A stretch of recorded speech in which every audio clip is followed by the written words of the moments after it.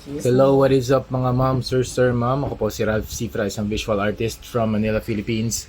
And today mag-custom repaint tayo ng Hot Toys 1/6 scale War Machine action figure. So, ito yung status ng War Machine na to. Sobrang tagal na nito sa akin kaya gusto ko na rin siyang i-custom repaint. Maayos pa naman yung face sculpt. Chinek ko rin yung mga issues niya. Ang issues nito, wala na tong LED, hindi na nag-work yung LED dahil sobrang tagal na nga niya. And yan, baklasin muna natin tapos sprayan natin ng Bosny number 4 flat black. Shout out to Bosny, napakaganda ng mga spray paints nyo, super nice. And after spraying the figure with flat black, we are going to use Hero Paints gunmetal naman para sa dry brushing technique.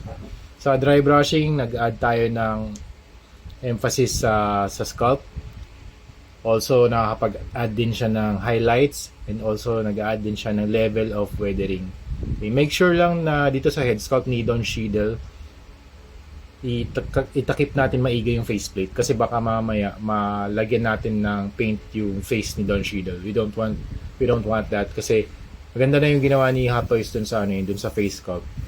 So sa dry brushing, I'm using a large brush para mas malaki agad yung real estate na mapapatungan natin ng pintura.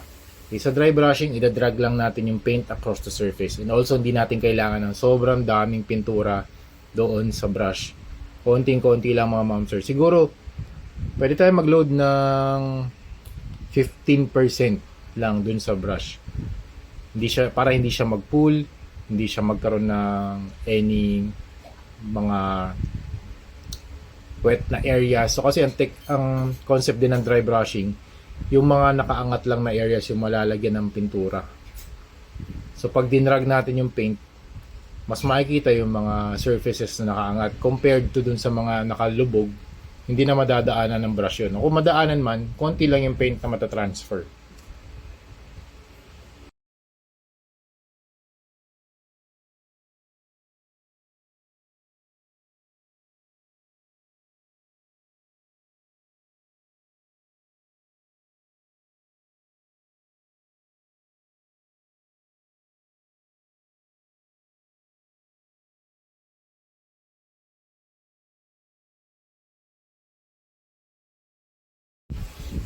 Okay, dito naman sa base, ang ginagawa natin ngayon, nag-paint tayo ng base color for the skull.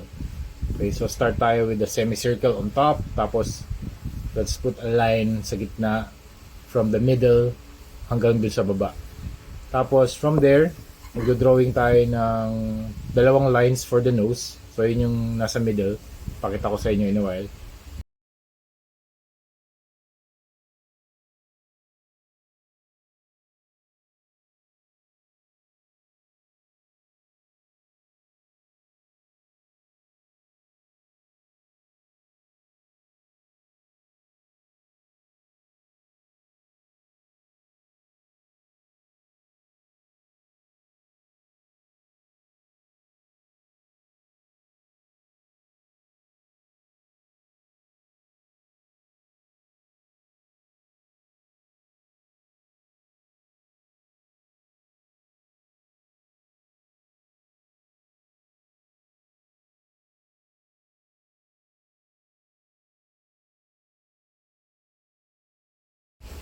Yan, ito yung dalawang nose sa dalawang bars, vertical lines dun sa pinaka-center ng face.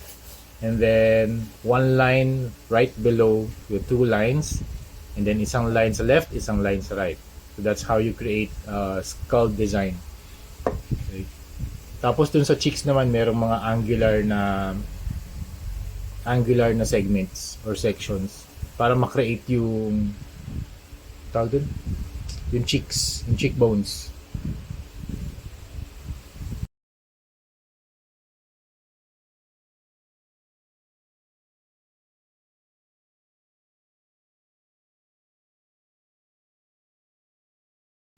Okay, pagkatapos naman ito, mag-add tayo ng gold sections using Hero Paints na Dwarven Rich Gold and ano ba isang gold?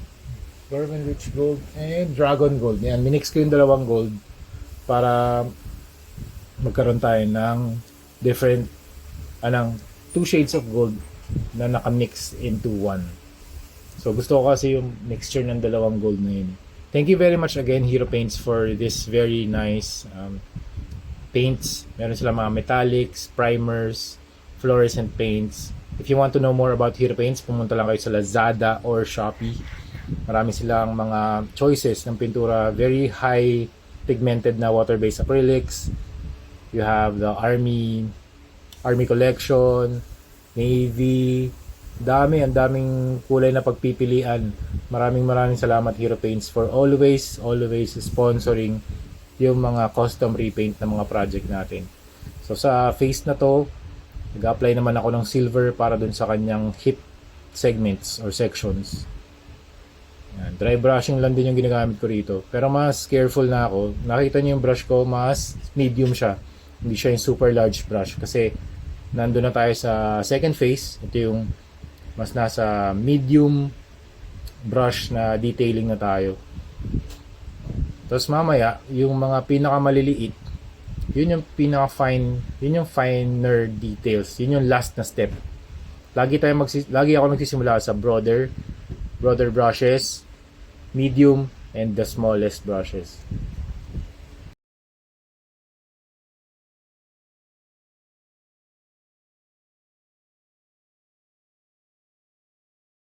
Alright, para naman sa boosters, nag-apply din tayo ng booster effect, na gradient effect from blue, coral blue, and white. Tapos after nito, nag-apply din tayo ng fluorescent paints para pag tinapat natin yung blue light, magre-reflect yung paint na para siyang umiilaw. Kasi since sira na nga yung LEDs niya or hindi na nag-work, ganoon na lang yung gagawin natin. Paiilawin na lang natin siya using fluorescent paints from Hero Paints.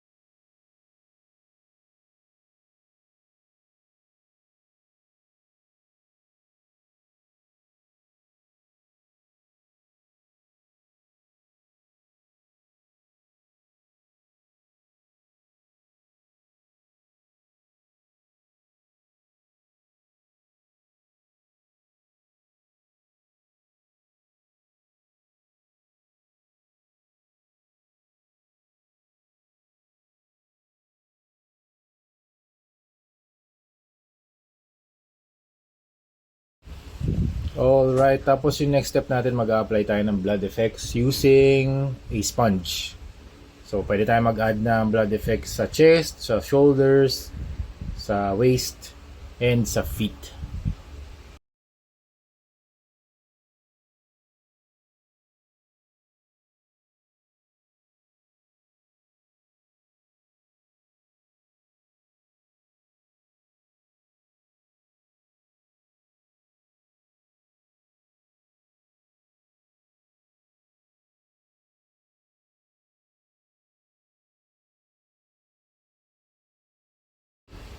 Alright, so yun mga ma'am, sir, ma'am, that's it. Tapos na ang ating custom repainted na project. Ang last na step ko pala na ginawa dito, nag-apply tayo ng Bosney number 191 flat clear. Yun yung top coat na ginamit natin. Okay, so yan yung appearance niya kapag natapos na natin yung figure. Ay, nag-apply din pala ako ng water slide decals. Yan. Yun yung last couple of steps na ginawa ko bago yung top coat.